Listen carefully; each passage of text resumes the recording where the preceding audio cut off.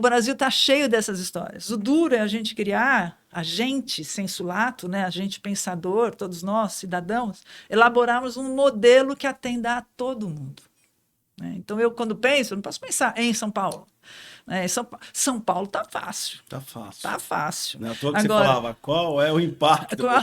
São Bonito, Paulo tá você fazer em São Paulo, quero ver você fazer. Você fazer lá. Então, às vezes eu vejo pessoas tendo mandado, mas isso aí não se aplica. Mas a gente precisa criar algo que seja eficiente. E aí vem o CIV.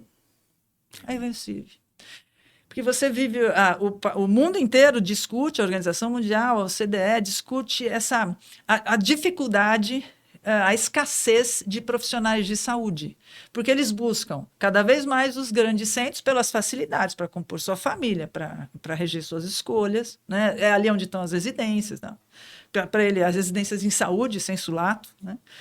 E eles então a gente tem uma dificuldade de prover profissionais de saúde nos lugares mais remotos, né? Mais rurais. Então, você tem que criar mecanismos de levar acesso à saúde independente de qual profissional esteja lá. Então, existe um grande movimento mundial chamado de task shifting ou de task sharing, né? Que seria o compartilhamento de tarefas em saúde, que é aquele momento em que você abre mão de algumas tarefas mais simples para que sejam realizadas por um outro profissional para pacientes que precisam disso, porque não é possível prover um profissional específico para aquilo. Então, essas experiências de task sharing, né, que é a divisão, o compartilhamento, o task shifting, que é você efetivamente passar para outro profissional, é o que a Organização Mundial da Saúde provê. E o CIV nada mais é do que uma experiência dessa, conhecida internacionalmente como enfermagem de práticas avançadas. É um enfermeiro que tem um conhecimento específico maior, uma habilidade em atividades específicas bem maior que o habitual e uma capacidade clínica diferenciada.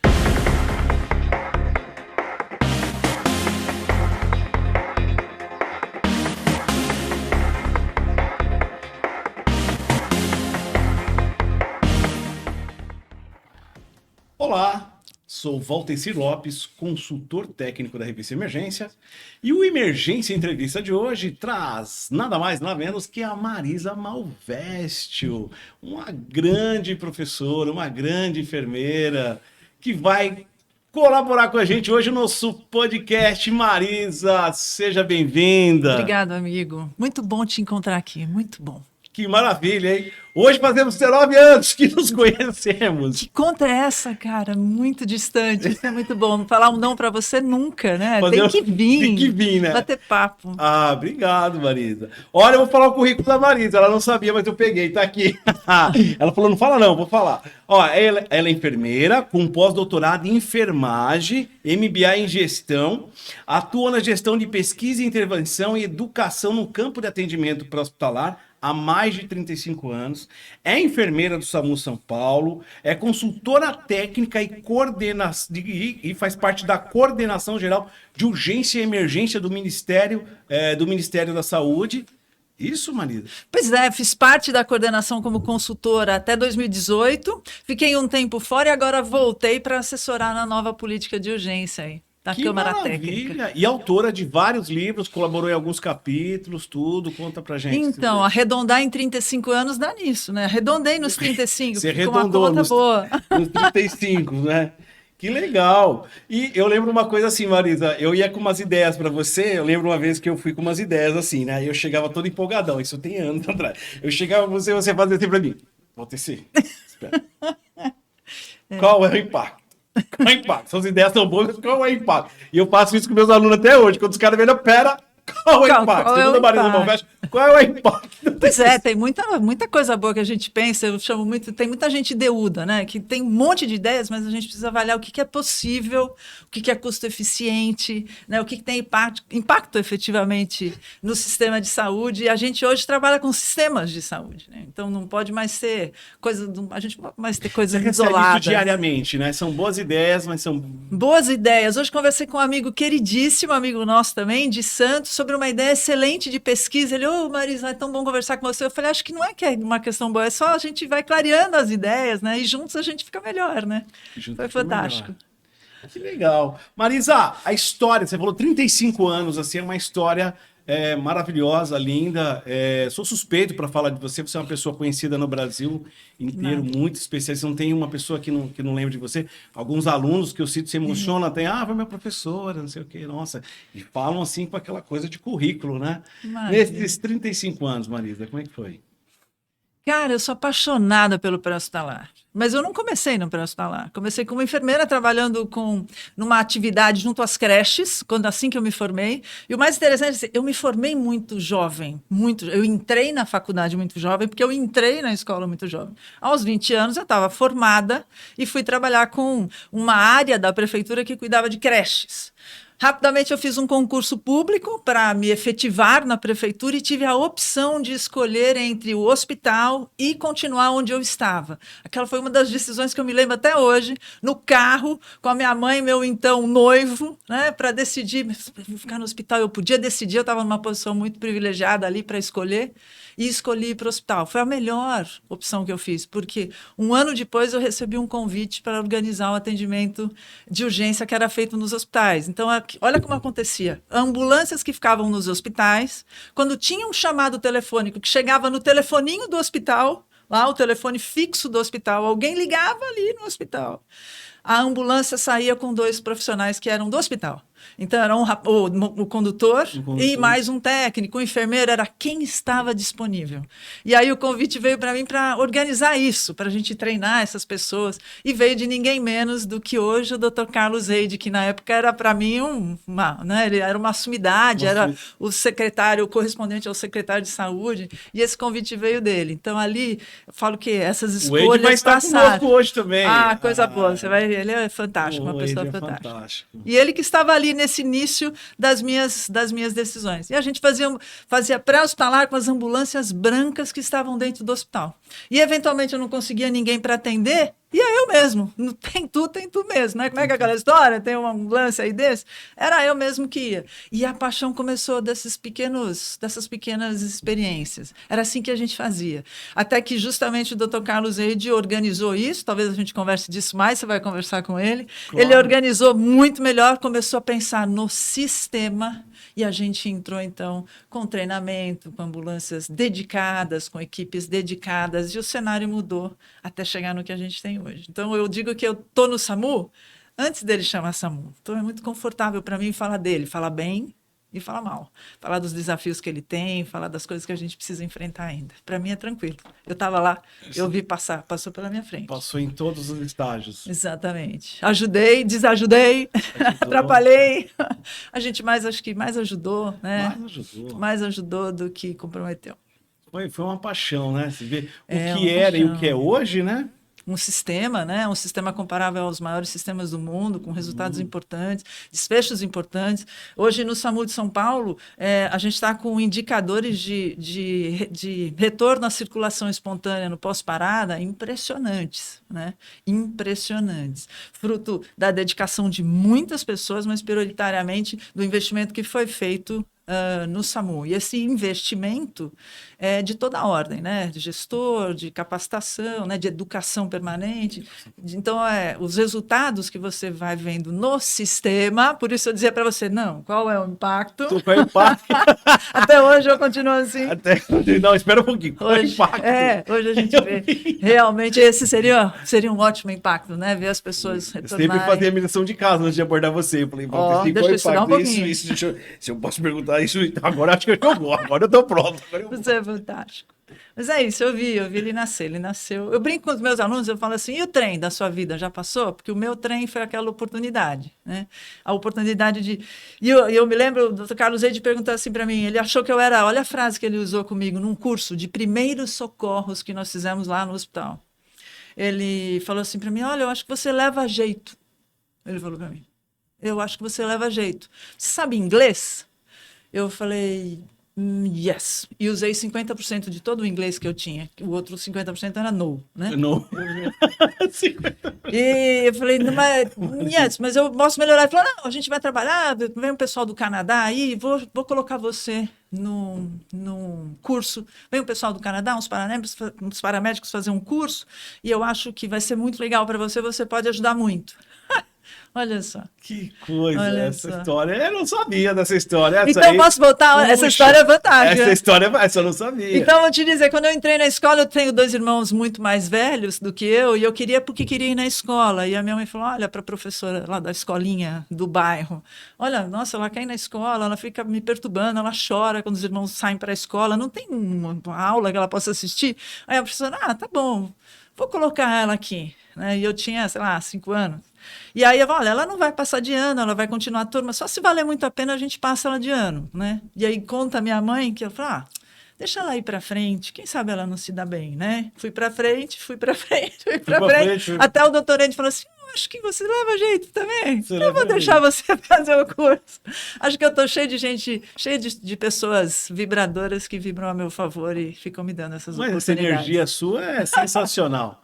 Começo com uma pergunta da Portaria 2048, se você me permite resgatar essa frase que acho que 3 vezes escrita lá dentro, né? E aí eu resgato e faço a pergunta em seguida. Medicina de emergência não é especialidade de médico ou enfermeiro, e a atenção dada na graduação é bastante insuficiente. Essa estava escrito lá em 2001. Muitas vezes. Como você vê isso hoje? Hoje a gente está um pouquinho melhor. E eu só ratifico essa informação. Ela não é de ninguém, ela é de todas as profissões da saúde. A urgência é da saúde, primeira coisa importante, ela é da saúde. Ela é da saúde em muitos lugares do mundo, né? Então, ela não é militar, ela não é... Todas essas agências, elas trabalham, elas estão junto conosco, né? Mas é uma área da saúde, efetivamente, e acho que todos os profissionais têm seu papel. Os profissionais, todos, os que estão na atenção domiciliar, precisam atender as urgências de baixa complexidade da atenção domiciliar, quando estão lá com seus idosos, com seus pacientes que estão sendo cuidados em casa. A atenção, não só a atenção domiciliar, mas a atenção básica de saúde, aquele colega médico, o fisioterapeuta, o nutricionista que está ali, precisa lidar com essas urgências de baixa complexidade. E, obviamente, aquelas coisas que acontecem na rua, eu brinco, na rua, na chuva, na fazenda ou numa casinha de sapeta, tudo bem, quem nem diz a música. Okay. Então, onde for que a gente tem um sistema bem organizado. Então, acho que a Portaria 2048, ela nos trouxe até aqui. Ela nos trouxe até aqui com esse sistema incrível, só que ela ficou 20 anos sem a gente mexer nela, e ela precisa de ajustes. Nós não precisamos de uma portaria 10.000, a gente precisa de uma 2049.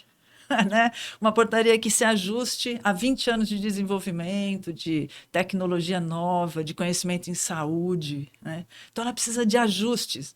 E muita coisa andou, muita coisa bacana tem para a gente introduzir nela e ajustar. Né? Que legal. Tenho rodado alguns locais, alguns rincões e conhecendo outros SAMUs. Você acaba conhecendo, né? Conversando, essa curiosidade de entendê-los, né? E nada mais, nada menos do que você você fez esse vertical, né? Porque você foi na área de pesquisa, você foi tanto na área de pesquisa, e uma frase sua na pesquisa assim, a Marisa falava assim, ó. Ela falou assim, quem não consome pesquisa não faz pesquisa.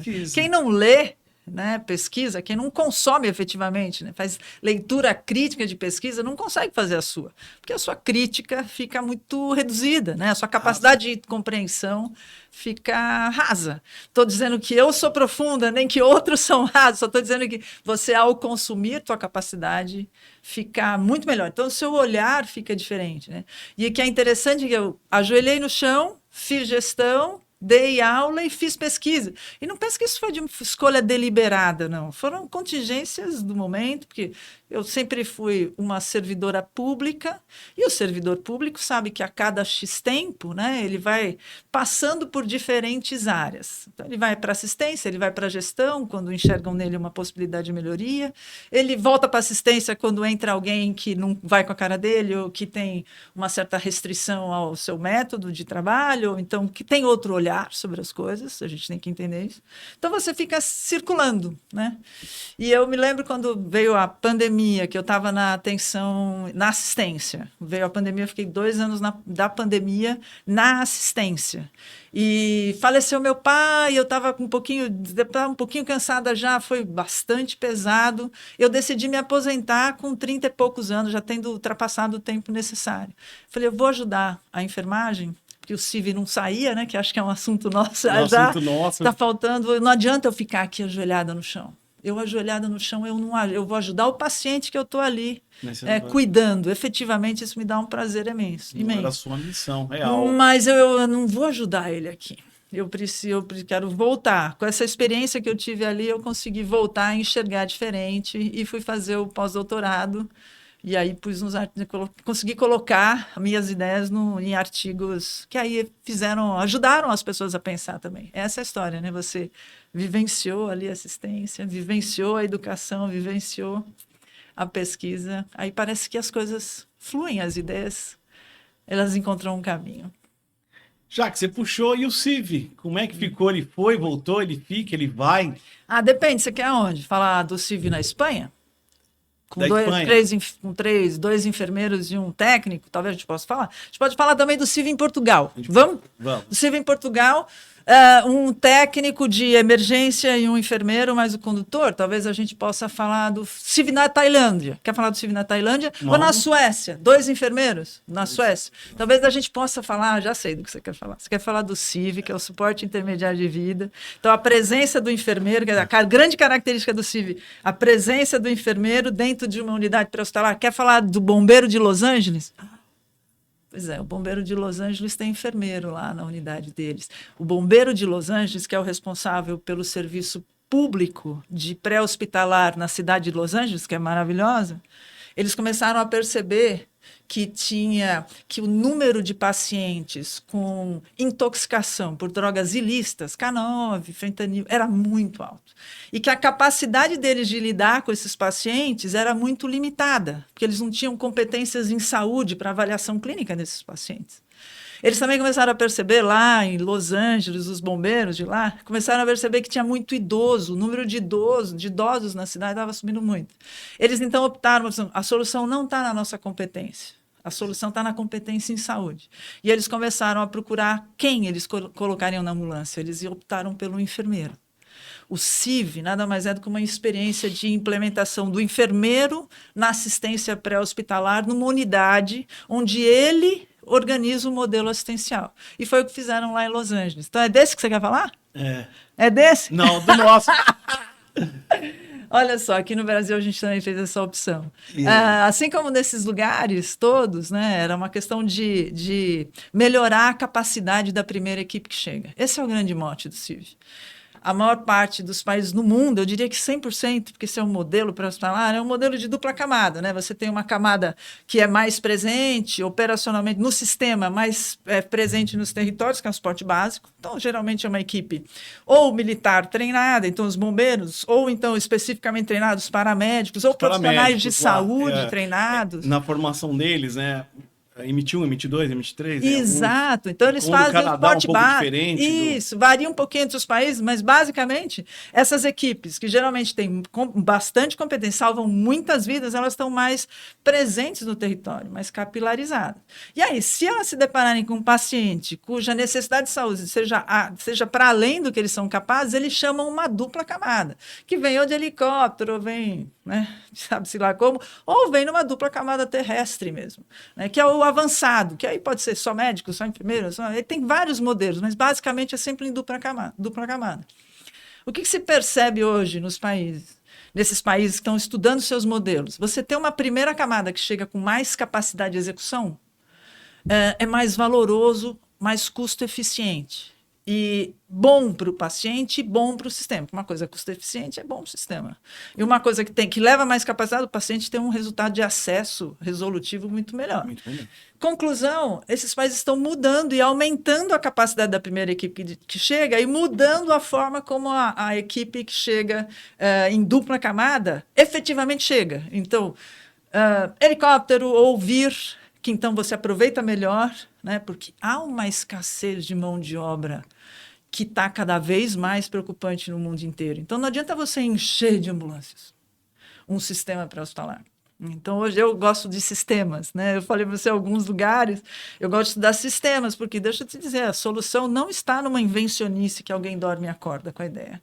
A solução está em a gente estudar o que os países estão vendo e a gente estão fazendo, estão estudando, estão implementando, e a gente escolher um bom modelo para o nosso sistema, que é muito típico. Lá no início da década de 90 foi assim também. Foi um modelo que teve que ser escolhido, né? E foi engraçado porque uma turma muito, muito bacana, muito legal, foi para Chicago e uma turma foi para Toronto. Uma turma foi estudar Paris, o modelo paramédico de Paris. Quer dizer, a gente fez o certo, mas cada um foi para um lado. Cada um foi para um lado. Mas foi legal, porque também a gente transformou todas essas experiências em modelos, né? Então, aí quem foi para Chicago fez um modelo mais parecido com o modelo que tinha lá. A gente tem a regulação, que é tipicamente uma escolha do modelo francês, né? Muito característico. Uma vez a gente estava numa mesa, sentado no Expo Emergência, lá no Zido de 2009, faz tempo, 2011, que acontece em ímpar, né? Inclusive, Expo Emergência, 26, 27, 28 de agosto. Nós vamos estar lá. Vamos estar lá. Conta do seu evento. Como é que é o seu evento lá? Nós vamos ter o nosso seminário de APH. Nós vamos ter o nosso seminário de APH para discutir coisas do pré-hospitalar, discutir o atendimento aos acidentados, um dia de trabalho intenso, não perca, nós vamos fazer, 26, 27, 28, eu não sei o dia exatamente do seminário. O seminário, a gente vai ver o dia ainda. Porque eu sei que nós estamos discutindo, né? Então, assim que a gente soltar essa informação, só reserva o seu dia aí, 26, 27 e 28 de agosto, estou olhando na colinha ali, Expo Emergência. Aqui no Espaço Imigrantes, né? Espaço Imigrantes. É isso aí. Show de bola. Então, Marisa, e o CIV no sentido assim, por exemplo, uma vez a gente estava na Expo Emergência, as palestras estavam maravilhosas, os temas estavam maravilhosos. E aí uma pessoa lá, ele morava numa área na região do Amazonas, nem não era Amazonas, não sei se era a região de Tefé, um local muito distante do Amazonas, para chegar lá, chegava só de barco, ou só de barco mesmo, ou helicóptero, avião. E eu lembro-me que ele, em dado momento, ele viu, e não foi de chacota, ele não falou de chacota, não falou ofendendo ninguém, ele falou com curiosidade mesmo, com aquela pergunta dele, e nós estávamos falando de transporte. A mesa estava falando transporte, emoção, equipamento, vem aqui. Aí ele pergunta e fala assim: o pessoal está falando de moto, não sei o quê. O painel falando um monte de transporte. Aí de repente ele fala: eu transporto a vítima, que eu tenho um jegue, um cavalo, um jegue, e transporto assim. Eu gostaria de saber se está certo. Uau! Quando ele fala isso, a mesa cala. Na verdade, a mesa não calou. A plateia inteira, ela se cala. Porque a gente não sabia como responder. Ele sabia que ele estava certo, mas não sabia como responder. Olha só que barato. Não é nem sobre estar certo ou se está errado, né? Vou te dar um número. Eu sou dos números, eu gosto muito. Eles explicam muito das nossas dúvidas e por onde a gente tem que ir. Olha só. A gente tem hoje aproximadamente 86%, 87% da área do Brasil coberta pelo SAMU. 5.500 municípios? 5.500, 86%. Então, vamos corrigir, 86% da população. Eu vou fazer uma correção e é necessário. 86% da população. Mas só que a gente tem uma concentração de população nas regiões das capitais, nas grandes áreas urbanas dessas capitais, algumas áreas específicas, áreas rurais específicas.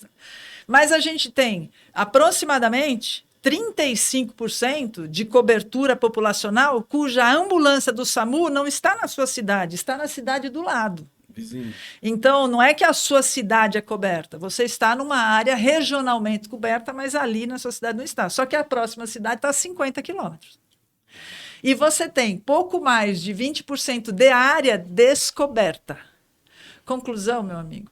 A gente precisa chegar a muitos lugares. E agora está cada vez mais difícil chegar a esses lugares, porque são lugares cada vez mais distantes, extremos, rurais e remotos. Então, fica difícil você levar um serviço custo-eficiente para esses lugares. né? Então você vai ouvir muita história. Tem um colega que eu acompanho também, ele vai de barco no Amazonas, vai de barco, ele depois anda às vezes 1 quilômetro e meio com a sua prancha e o paciente para trazer até o barco, até o ribeirinho onde ele está. Então, o Brasil está cheio dessas histórias. O duro é a gente criar, a gente sensulato, né, a gente pensador, todos nós, cidadãos, elaborarmos um modelo que atenda a todo mundo. Então, eu, quando penso, eu não posso pensar em São Paulo. São Paulo está fácil. Tá fácil. Está fácil. Não é à toa que você falava, qual é o impacto? São Bonito, Paulo tá você fazer em São Paulo. Quero ver você fazer. Você fazer lá. Então, às vezes eu vejo pessoas tendo mandado, mas isso aí não se aplica. Mas a gente precisa criar algo que seja eficiente. E aí vem o CIV.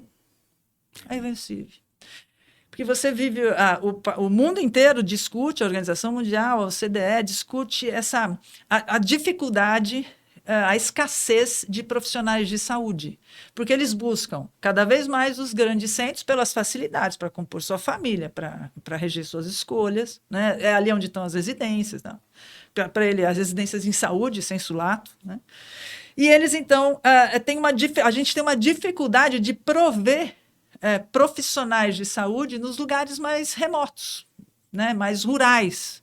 Então, você tem que criar mecanismos de levar acesso à saúde independente de qual profissional esteja lá.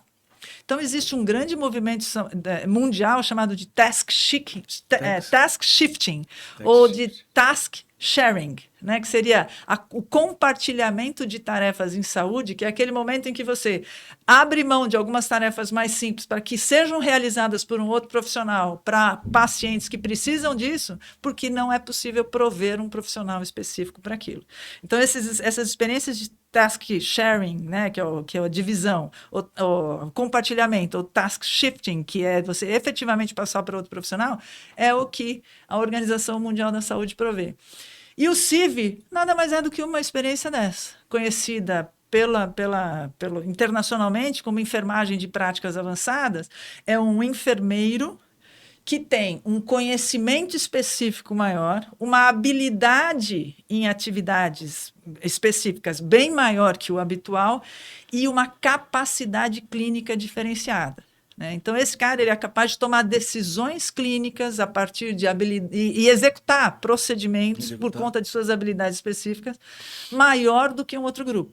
É o mesmo que o enfermeiro obstétrico, é o mesmo que o enfermeiro da PS que faz uma consulta de enfermagem na PS. Um enfermeiro de UTI. Um enfermeiro de UTI, que são habilidades muito específicas, que são uma enfermagem de práticas muito avançadas e que no pré-hospitalar seria esse cara responsável pelo suporte intermediário de vida. Por que ele entra na ambulância e melhora essa capacidade da ambulância? Porque a hora que ele entra junto com o técnico e o condutor, ele aumenta a capacidade de execução daquela equipe. Então, a gente está falando de manejo de via aérea, de execução de alguns procedimentos, de manejo de abordagem medicamentosa sob regulação. Então, não é exatamente de forma autônoma que ele executa isso, mas sob regulação, sob contato, sob protocolos. Então, é efetivamente direcionado para aquela atividade dele. Então, imagina, você chega num paciente hipoglicêmico hoje, você corrige a hipoglicemia. Nossa, mas é tão simples. Alguns básicos fazem isso no Brasil inteiro. Em São Paulo, não. São Paulo, a gente não corrige. O básico não corrige, está começando agora. Imagina você ter uma melhor avaliação do AVC.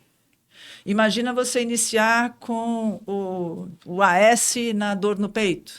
Imagina você ter um enfermeiro que faça uma leitura e detecte uma supra-DST, ou que perceba um ritmo... Vocês estavam discutindo isso lá no final da década de 90, isso, né? Rapaz, há um tempão, mas a gente vai ficando melhor, né? Mas é o mínimo que a gente pode esperar. A gente conseguiu, né? Foi isso que a gente estava falando que vocês iam conseguir, né? Foi, né?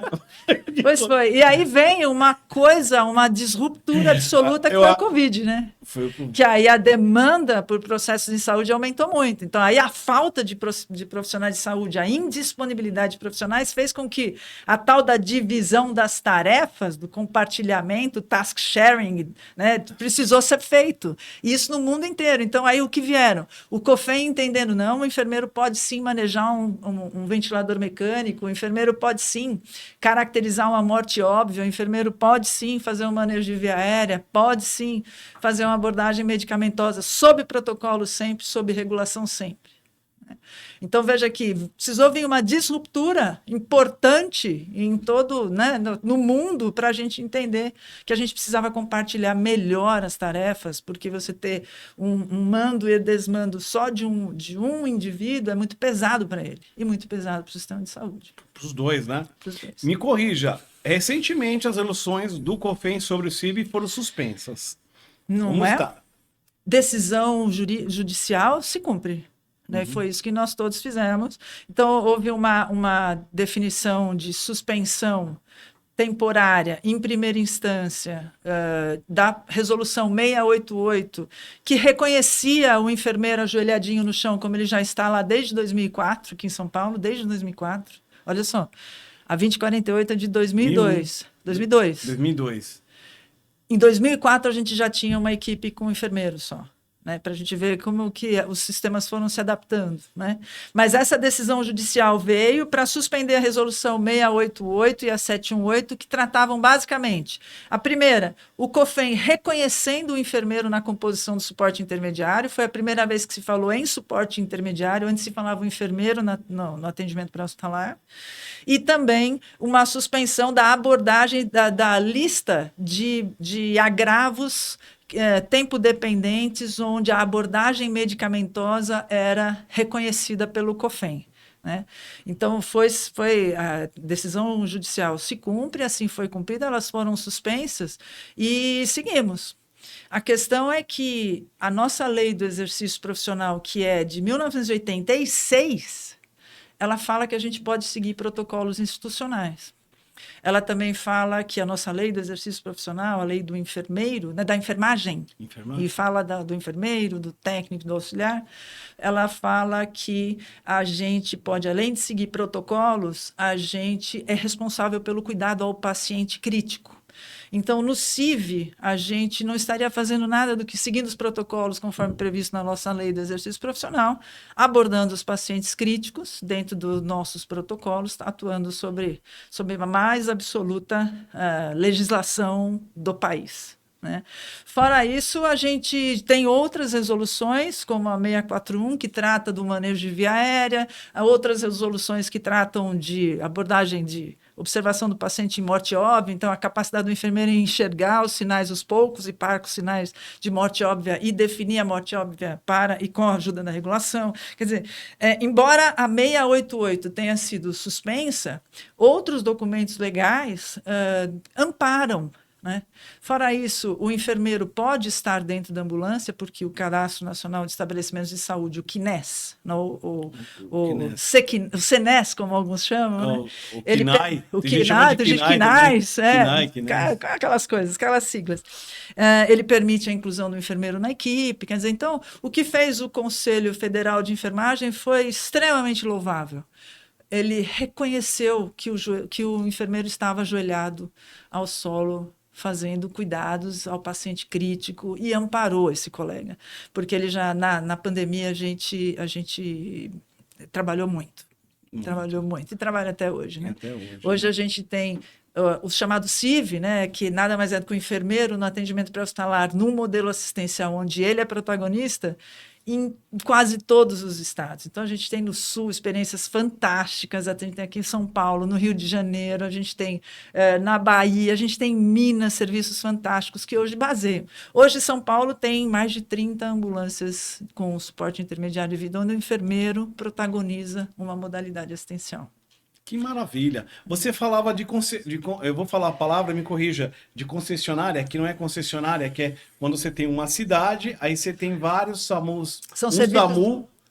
são serviços regionalizados. Né? A regionalização é uma premissa do SUS, né? Uma diretriz do SUS, que é para viabilizar os processos. É comum, na verdade, é uma premissa do SUS. Né?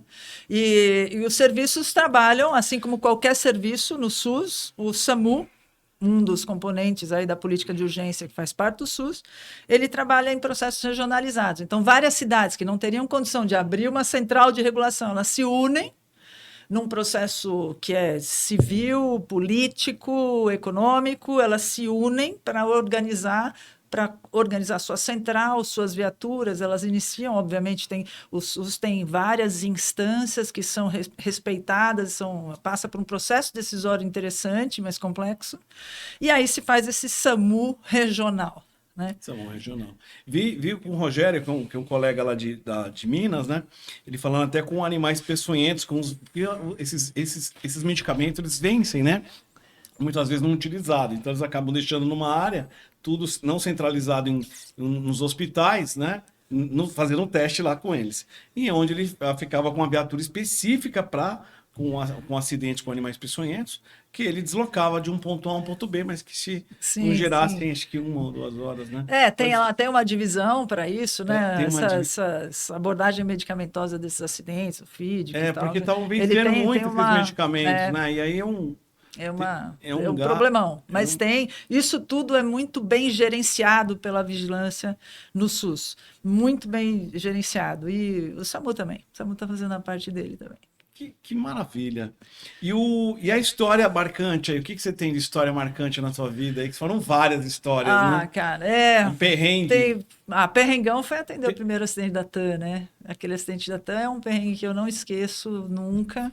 Aquele acidente que houve com o avião da TAM, um Fokker da TAM, que caiu a pouco mais de 100, 200 metros da cabeceira ali E foi interessante porque uma equipe coordenada pelo Dr. Carlos Eide, aqui, então, um atendimento pré-hospitalar, um SAMU, a PH 192, a gente treinava as equipes de voluntários do Corpo de Voluntários do aeroporto. Você não estava nisso, não? Eu tive uma reunião dessa, que foi do lado...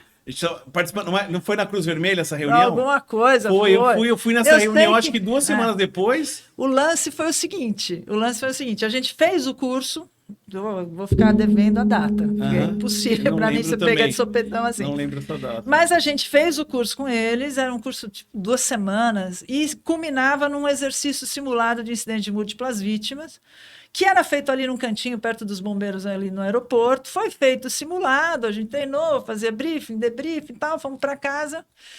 No dia seguinte, às 7 da manhã, eu estava no SAMU, acidente no aeroporto. Putz, olha que sacana. Só porque a gente estava fazendo um monte, eles querem testar a gente hoje. Testar, né? Você achou que era... Passou pela sua cabeça que era teste? Nunca, passou pela minha cabeça se fosse o teste. Foi e a gente estava muito perto. Foi, despacho, né, de emergência. Nós fomos e eu, na verdade, não estava para a equipe, eu estava na gerência daquela equipe, uma base no Ipiranga. E todas as equipes próximas se dirigem para o local. Eu falei, ok, mas, puxa, a gente vai sair de emergência num negócio, não era para sair assim. Eu estava achando que aquilo era, de fato, era improvável, né? E quando a gente viu a fumaça, porque a gente estava no Ipiranga, mal nos afastamos ali da base, chegamos já a caminho, já percebemos. E a hora que eu cheguei, e estava lá com o condutor, a hora que eu cheguei, eu fui uma das primeiras equipes a chegar, que realmente nosso condutor foi muito ágil. Mesmo a equipe do Jabaquara chegou um pouquinho depois, porque, na verdade, eles estavam ocupados em atendimento e a gente estava disponível, então eles acabaram tendo um atrasinho em função do atendimento que eles estavam fazendo. Eu sei que nós chegamos quase juntos e a hora que nós chegamos, descia a distância, o combustível passava, né? Ela descia, porque era uma pequena descida, assim. E aquilo me assustou e fui ao rádio e do alto da minha empáfia, né? Peguei o rádio e central, perdi a voz assim, central, cara, caiu um avião, sabe assim, porque eu não conseguia organizar o meu pensamento aí. Calma, Marisa, passa. Aí a gente tinha acabado de fazer isso, a gente treinava para isso, não é como o treinamento que a gente faz hoje, né? Era um pouco menos denso do que hoje, né? Menos consistente do que hoje a gente faz. O conhecimento naquela época era menos consistente sobre MVs nas equipes de saúde do que hoje a gente tem. Estava muito concentrado esse conhecimento nas equipes militares, nos bombeiros, que sempre foram protagonistas nisso. Então, para avisar a minha equipe, fui alvo de uma... Fiquei em branco, me assustou. E precisou ouvir um bombeiro, se afasta. Aí eu mesmo me afastei e aí a gente conseguiu se organizar. Organizamos dentro do possível. Aí foram chegando todas as equipes e você imediatamente reorganiza seu raciocínio. Hoje a gente é muito diferente. palavrinha mágica é consistente, né? Hoje a gente é muito mais consistente, tem muito mais conhecimento. Não faria diferente, nem talvez não tivesse a mesma chance de salvar tantas vidas, porque ali teve um, né? Mas hoje a gente faz melhor, bem melhor. Bem melhor. Não, bem melhor. Bem melhor. Marisa, eu lembro uma coisa que me chamou uma reflexão, não é nem a parte técnica, eu vou tentar falar, mas é da parte técnica, mas não é a parte técnica, mas me lembra uma reflexão do que a gente não está vendo, né? Eu fiquei pensando, me veio agora um insight na cabeça da Coma de Glasgow, a escala de Coma de Glasgow, que era, né, o melhor 4 pontos pela melhor resposta ocular, 5 pela melhor resposta verbal e 6. Isso tudo bem, é tranquilo. Mas a pergunta é, como que a gente levou 40, 50 anos, 30, 40 anos para identificar que tinha que descontar a pupila e ninguém tinha visto isso, que estava no meio do nariz? Mas Ninguém sempre fala, tá debaixo do nariz. Esse estava aqui, no meio. E como que ninguém percebeu isso? Neurologista do mundo inteiro, ninguém percebeu que tinha que descontar essa pupila. O que mais a gente não está vendo? Tem um monte de coisa que a gente não está vendo. Tem um monte de coisa que a gente até vê, mas demora para decidir, né? Eu brinco com aquela história do queijo suíço, do erro em saúde, né? Que são, matriz de Randall, né? não é? Aquilo acontece também com o tempo das coisas, né? Então é preciso tempo técnico, tempo político, tempo do conhecimento, tempo do dinheiro, né? O tempo de todas as forças estarem reunidas. E na saúde, isso é ciência. Você vai juntando um pedacinho com um pedacinho. Hoje não se faz nada se não for em situação de um nível de evidência altíssimo. Cara, hoje por dia saem 6.000 artigos num dia. É muito interessante o que você traz, porque eu vivo falando, gente, precisamos incorporar melhor o Glasgow P nas nossas vidas, né? Porque não pode estar num grupo de pessoas só.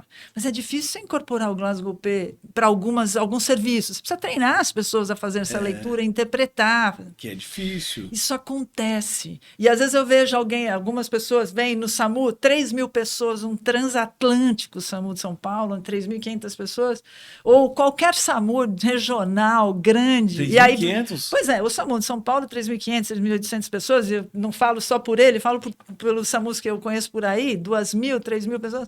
Aí vem alguém e fala assim, nossa, você viu o que saiu hoje? Saiu isso aqui, ó. Agora a gente dá 3 pulinhos, não faz só 2 pulinhos, agora são 3. Cara, saiu quando isso? Ontem. Olha, nós precisamos de um tempo para incorporar essa inovação. Então, não é de uma hora para outra. Então, nós não vamos matar ninguém de hoje para amanhã se a gente continuar fazendo 2 pulinhos até que a gente tenha clareza de como nós vamos mudar esse protocolo. Então, a incorporação de uma tecnologia que seja leve, que seja pesada, de um instrumento, E a gente fala tecnologia, pensa que tem que ser um equipamento enorme. Tem que se mexer. Mas você não consegue fazer uma incorporação tão rápida. Por isso que existem cursos e mais cursos de incorporação de tecnologia. Eu acho protocolos de treinamento muito bom, mas eles correm o risco de ter que tirar alguém de lá para pensar, porque isso é muito burro. Porque tem que tirar alguns de lá, com todo respeito, longe de querer faltar. E eu aprendi isso com você. Porque eu lembro que aos 20 anos você me chamou, você deu meu puxão de orelha em mim. Você não vai lembrar, aqui embaixo eu lembrei. Aí assim, mas você falou, mas peraí, Walter, se não é bem assim, você foi nessa linguagem, peraí, ó. Protocolo é isso, é assim, é assado e tal, porque a gente quer fazer assim, né? E o protocolo, ele é interessante, é assim, quando o próprio UCOR, que é a Aliança Internacional dos Comitês de Resultação, quando você sai uma diretriz, quando você falava para mim que era impacto, eu fui entender, quando eu fiz parte do UCOR numa época aí, eu acabei sendo convidado, e aí lembrava de você, quando você falava qual era impacto, porque a gente chega naquela parte, né, porque o UCOR é dividido em delegações, suporte avançado, básico, o neonato, pediátrico, o treinamento e a parte elétrica, que são 7 delegações lá. E lembro-me que tinha uma situação em que, quando sai um protocolo, qual o impacto? Porque eu tenho que agradar gregos e troianos. Eu participei de uma etapa que era de revalidação de cursos. Aí eu participei de uma que era com uma planilha de Delfos, que você não é reconhecido. Aí você tem que numerar a planilha, só que ninguém sabe que está avaliando. Toda vez que falava que o curso tinha que ser a cada 3, 6 meses, eu colocava 5, concordo plenamente. Mas fiquei imaginando, se marido, não sei o que pensasse, ia matar eu. Não, você ia cortar meu pescoço. Aí o que eu achei? Que ia mudar, né? Entre aspas, né? Aí vai baixar, não continuou 2 anos, né? Qual é o impacto disso para o planeta? Então a gente fica pensando assim, qual é o impacto? E uma outra coisa, quando eu falo treinar milhões de pessoas, não posso complicar. Não. tem que ser uma linguagem simples e fácil. Isso.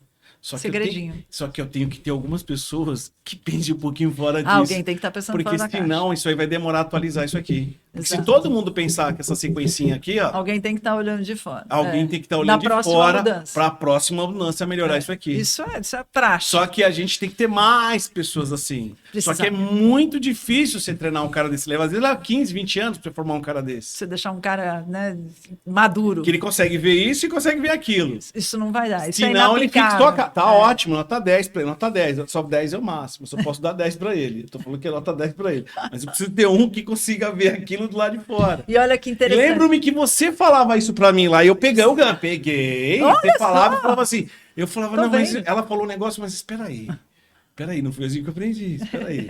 Mas essas reflexões me ajudam muito, tem quase 20 anos. É o consumir de pesquisa, né? É o consumir pesquisa, é olhar o que os outros estão fazendo. Às vezes eu vejo o pessoal discutindo o pelo no ovo, eu abstraio, falo assim, não, alguém já discutiu isso aqui, não é possível que nós vamos ficar discutindo o pelo nesse ovo. Eu vou lá, nessa coisa de reunião online, falo assim, olha, desculpa, mas ó, parece que o Japão está fazendo isso, não sei quem está fazendo isso, não sei quem está, vamos restringir isso, vamos olhar melhor, vou pôr essas experiências aqui, vamos ler.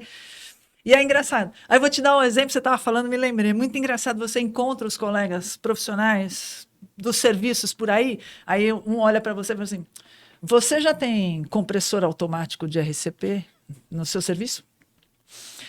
Não, ainda não. Não? É muito interessante. Aí a gente já tem. Você já tem algum tipo de agulha intraóssea, de sistema intraósseo no seu serviço? Aí você escuta, não, eu já tenho. É muito interessante isso, porque eu tenho, você não. Né? Mas ninguém pensa na usabilidade, né? Ninguém pensa na custo-eficiência dos serviços, né? Ninguém pensa. Quanto é difícil um serviço que tem 140 ambulâncias, você colocar. Não adianta, não dá para comprar um negócio que custa 1 milhão e colocar numa, porque isso não é custo-eficiente. Né? Então, eu tenho um hospital assim, o que vale mais a pena? Onde que eu vou investir? Eu preciso. Isso tudo está ali no pensamento da incorporação da tecnologia. Já... Até a gente escreveu isso na revista está falando sobre incorporação de tecnologia no hospital. Show. Na nossa última unidade, né? A próxima é outro assunto já. Que legal. Na minha coluninha. A Marisa tem uma coluna na revista Emergência. Pois né? é. E além disso, é nossa colunista também, a consultora técnica da revista Emergência, e tem uma coluna aí que todo. É muito legal. Né? Cada 2, 3 meses você faz um pra gente lá. Escolha um tema para conversar. Eu gosto de temas que são do nosso dia a dia. Né? Então, a gente vai falar dos acidentes que mataram alguns de nós no final do ano, né? Na próxima edição. A gente falou de incorporação de tecnologia, falou de CIV algumas vezes, falamos de regulação, de NEONEP. Então, é mais para... De NEONEP? Falamos de NEONEP aí uma vez, uma das nossas unidades aí. É legal, é bacana, ajuda a pensar. E eu gosto de dar um foco, esse mesmo foco que eu estou dando para você aqui, quem faz o quê, que país faz o quê, o que os sistemas estão fazendo, eu gosto de fazer aqui também, na minha coluninha. Dizer para o sujeito, olha, isso acontece em outros lugares já estão fazendo assim, ou estudaram a mesma coisa. Porque é para o indivíduo tirar esse olhar do próprio umbigo, olhar para outros sistemas, ter a chance de conhecer outros sistemas e começar a pensar com um olhar de fora, né? Eu não posso chegar no meu colega e falar assim, você tem compressor, eu tenho compressor e você não tem. Você tem 2 unidades, né, amigo? Eu tenho 140, eu não consigo pôr, não é custo eficiente para mim. Então, eu não vou dar essa resposta para ele, eu falo, ai, que legal. Que legal, ainda bem que eu escutei isso há 18 anos atrás, me ajudou. Tremenda Se ideia. eu não tivesse escutado... Às vezes, para a gente, um ajuste menor, um ajuste pequeno, mas uma reposição. ele nem está errado. Mas ele não está errado. Mas é que a gente precisa olhar o sistema. O macro. Precisa olhar o sistema. Para conseguir o resultado, precisa olhar o sistema. Lembro que o Arra acertou bastante nisso. Né? Não adianta Voteci. Tem que ter 1 milhão deles. Então. Quem sabe um dia a gente vem discutir RMC aqui, né? RMC. Hoje a gente está pensando, a gente está ainda engatinhando aqui na cidade de São Paulo, mas tem serviços que já fizeram um maravilhoso processo de implementação, como, por exemplo, o SAMU de BH. Está com um protocolo incrível, bem escrito, bem estruturado, bem organizado, consistente com a rede, que esse que é o segredo. né? Porque a gente precisa avisar os russos das coisas. Sim. Né? Eu não posso fazer uma coisa que seja para o meu sistema, para a minha ambulânciazinha. Eu preciso conversar com os russos. Então, você implementa 140 compressores automáticos para RCP e você não comunica aos hospitais que você vai entrar com a máquina daquela, você está maluco? O que você faz? Como é que tira dessa máquina? Como é que eu tiro disso e vou arrumar quem? Para dizer, isso aqui vai ficar até aqui. Ó.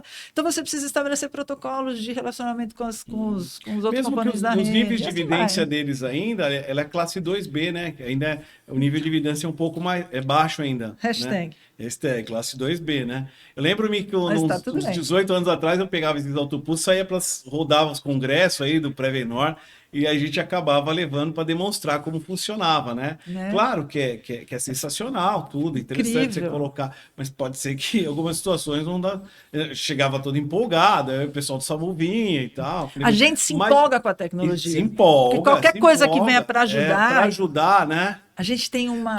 Toda e qualquer tecnologia que vem para ajudar deve ser estudada. Só que as evidências científicas têm que precisam contar. Precisam contar para ver se isso vai dar certo. Agora, ou não. bicho, olha só, coisa mais. Que é uma coisa que eu acho que estuda um pouco.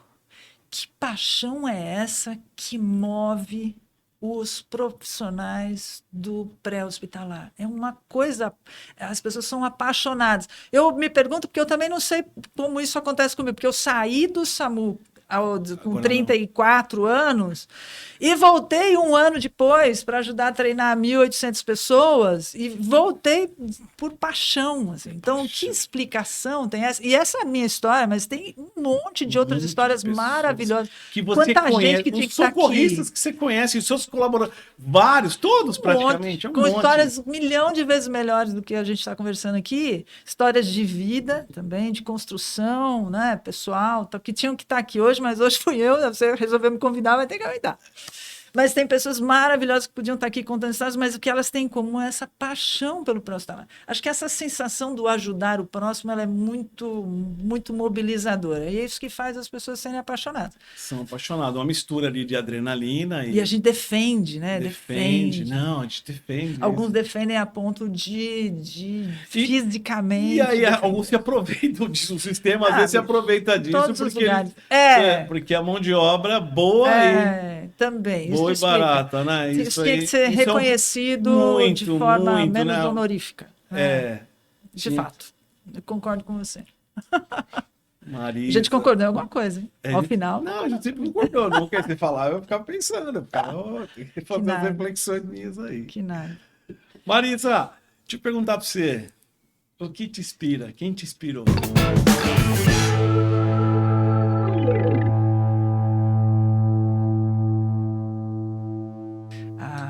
Profissionalmente. Depois você vai no pessoal. Muitas pessoas. Depois você fala no pessoal. Profissionalmente, assim. Muitas pessoas. Histórias de pessoas de coragem e resiliência. Coragem e resiliência é uma combinação muito, muito, muito complicada.